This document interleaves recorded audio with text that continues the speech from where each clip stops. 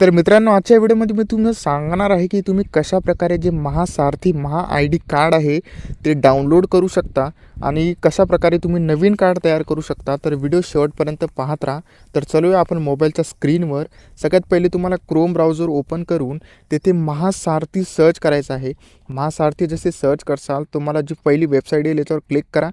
Website click केल्यानंतर तुम्हाला येथे आधार नंबर टाकायचा आहे. आधार नंबर मी बघा इथे आधार नंबर फिल करतो आणि सेंड OTPवर क्लिक करायची.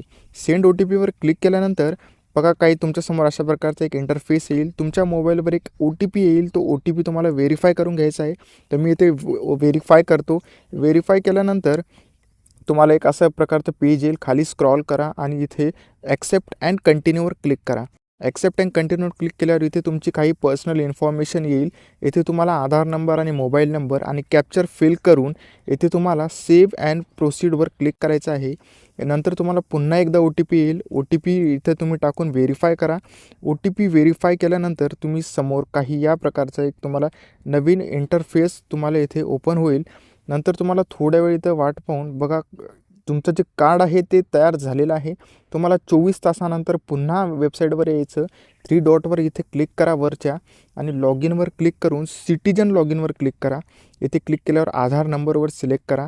तुमचा जो आधार नंबर होता तो इथे तुम्ही पुन्हा टाकू शकता. नंतर तुम्ही इथे लॉग इनवर क्लिक करा.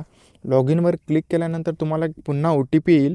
तो OTP व्हेरीफाय करा आणि हे पहा तुमचं जे कार्ड आहे ते तयार झालेलं आहे. आणि या प्रकारे तुम्ही फक्त एका दिवसात तुमचं जे ID कार्ड आहे ते डाउनलोड करू शकता. हा व्हिडिओ जर तुम्हाला आवडला असेल तर एक लाईक नक्की करा.